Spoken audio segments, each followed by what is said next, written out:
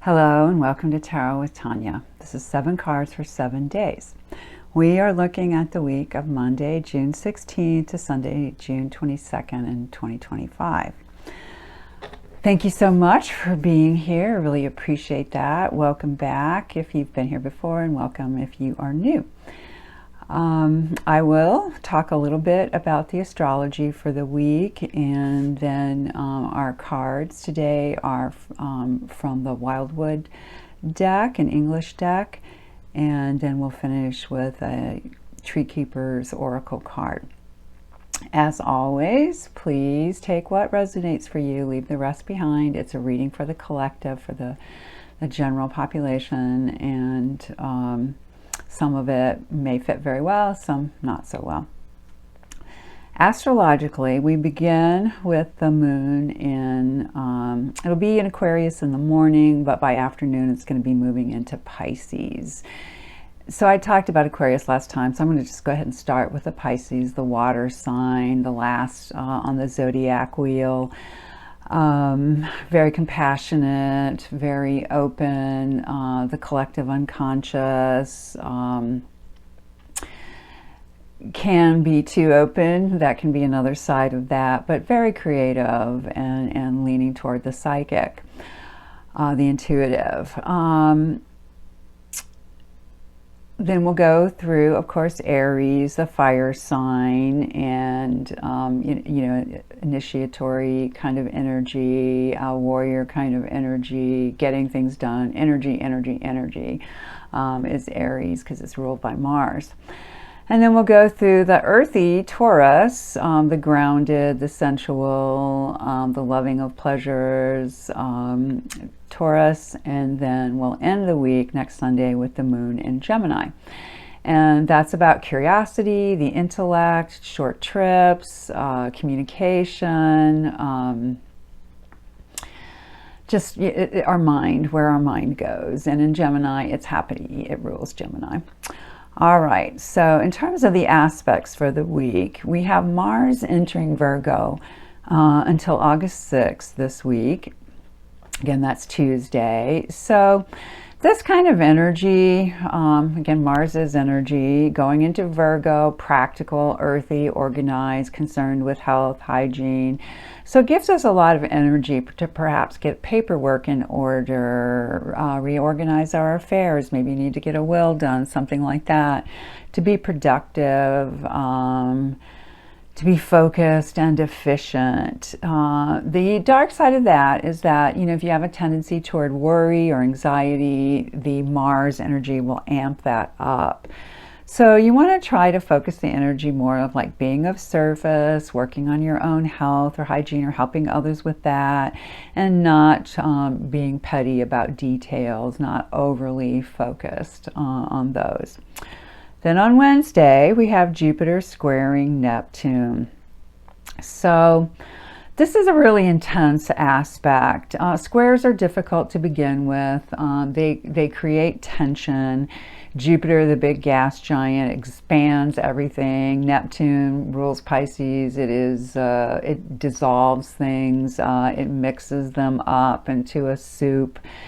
So in this particular aspect, it could cause some kind of a zealous religious response. And this is going to go on for a couple of weeks. The illusion could be amped up. We could fall prey to smooth talkers, lose through litigations, gambling. So we don't want to be overly trusting, like naively trusting, but to discern instead and really try to be grounded, especially again for these next 2 weeks. On Friday, we have the Sun entering Cancer. So we start the week with it in Gemini, and then it moves to Cancer. And this is home, this is family, this is nourishing, this is protecting home, this is worrying about home, this is food. It can be a little moody. Cancers are known for that. They can be overly sensitive, and then retreat into their crab shells.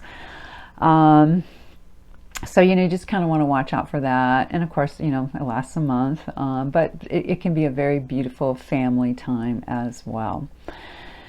Then on Sunday, we have Mars sextiling Jupiter, and that's like a flow of communication. They get along well, but then we also have the Sun squaring Saturn.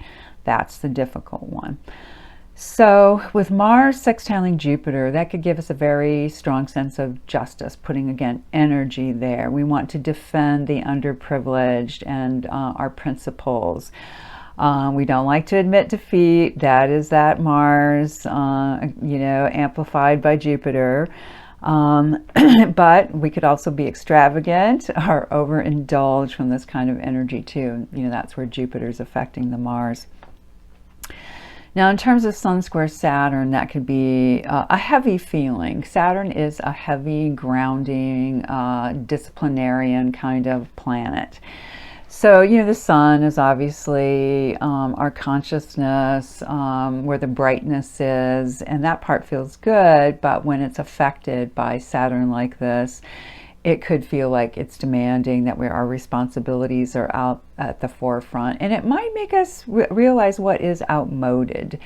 That could be revealed, and that can be a very good thing, right? We can make changes based on that. So it's a good energy for planning methodically and organizing your affairs, your business, your stuff. All right, so that is our week and the stars, and what do the cards have to say? Well, one thing I noticed right away is we didn't get any majors this week, and we only got one royal card. So it's dominated on the feminine side. There are, let's see, I think a couple of masculine cards, but that's it. Mostly we have earth and water. And we start the week that way with the Six of Vessels and the Wildwood. That is water or cups generally. And this one, they subtitle Reunion, which is pretty consistent with most decks, seeing someone from the past. As we do move toward that Cancer energy, it could be more of a wanting to reunite with loved ones, things like that. But at the beginning of the week, there's a happiness to it. It's connected to relationship and communication and, again, intuition. And to the lovers, because that is the six, and that's where all that relationship energy comes in. We move into a masculine energy of fire, and that's called bows in this one, and the subtitle is respect. And I really like the subtitle in this one because that's how I see this card.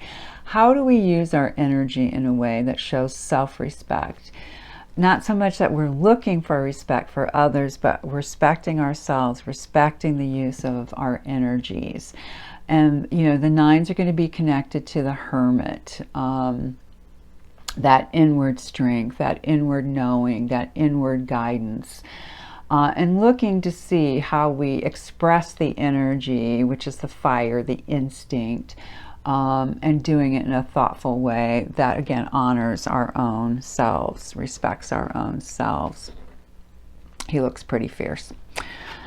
On Wednesday, we're back to the feminine, this time with the earth energy, and we have the Three of Stones or the Three of Discs, creativity. And that, again, pretty much in most decks is one of the meanings of this. It's working with other people, being in a small group that can create something, manufacture something, working well with others, studying, learning a new skill or craft, that kind of an energy. So again, that's our Wednesday of this week.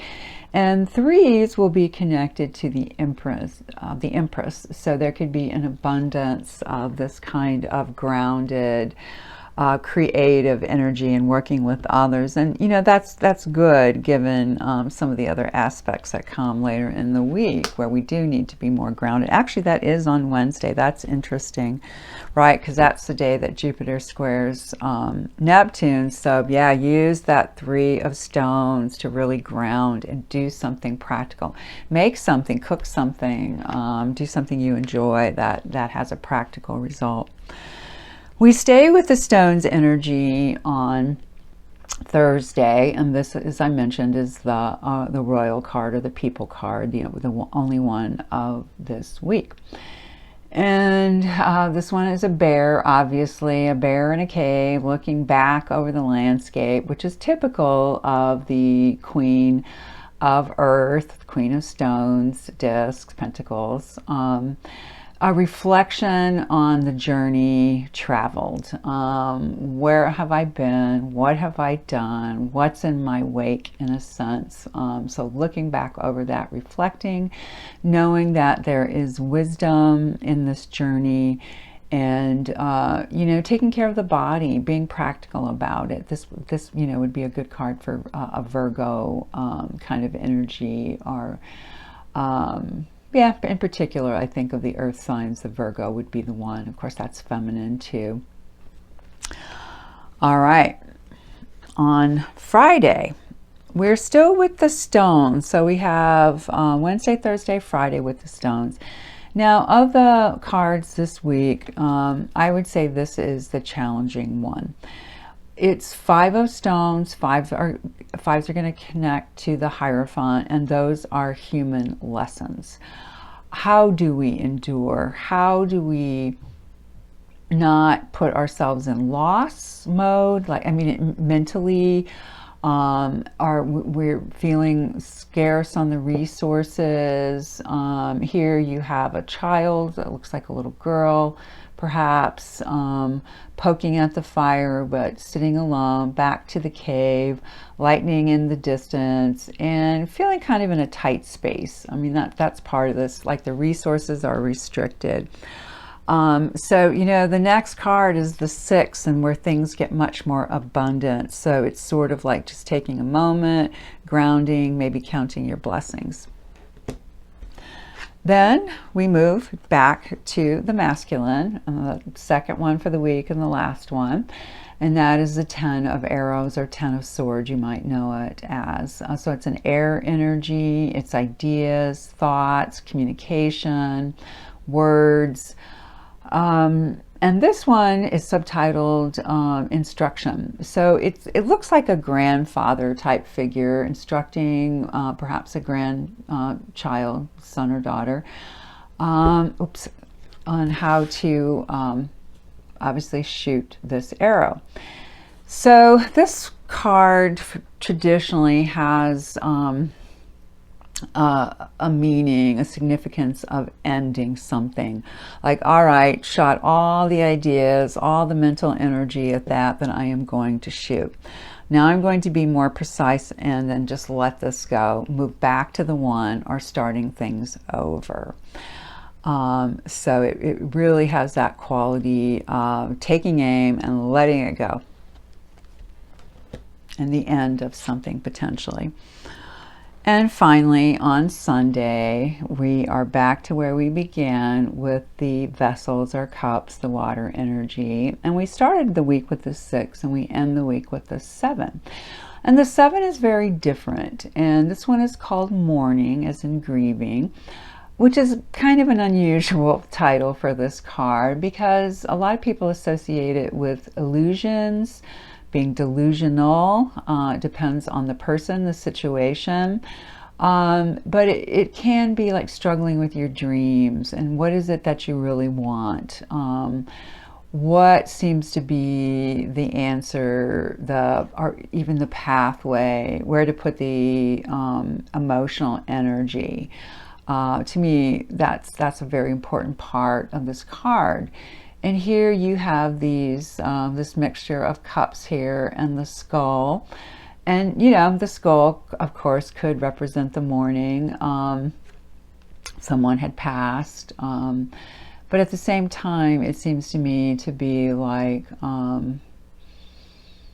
a use of magic in a sense, or again, the use of illusion. So just be mindful of where that energy is going.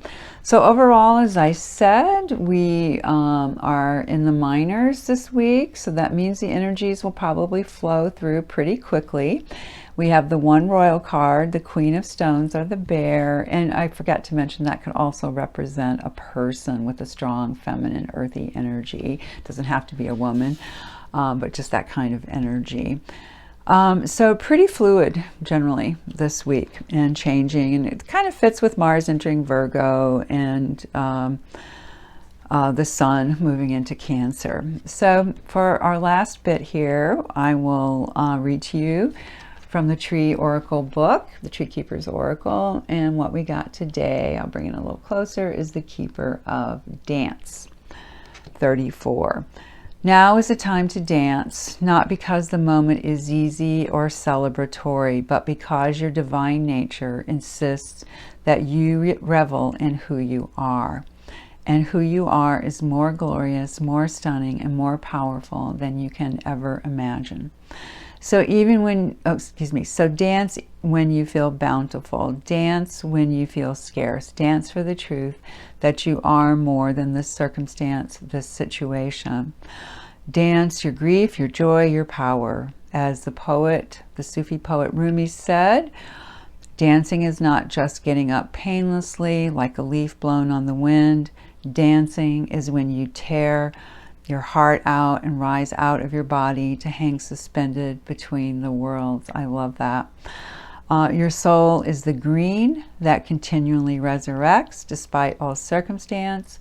Dance for that truth. And I think that is so important right now. We're in such a transitional time. Leaving the Kali Yuga, which means the age of destruction, moving into this new Yuga, what they call the Golden Yuga. I'm sorry, I don't remember the word for it, but that's what it stands for. So things are really changing. Hang in there, beloveds. I'm wishing you the best possible week. And please like, share, subscribe, whatever you can do. That would be so helpful. I really appreciate it. And if you're curious about a reading, please reach out. There's information below and at the end of this video. See you in 7 days.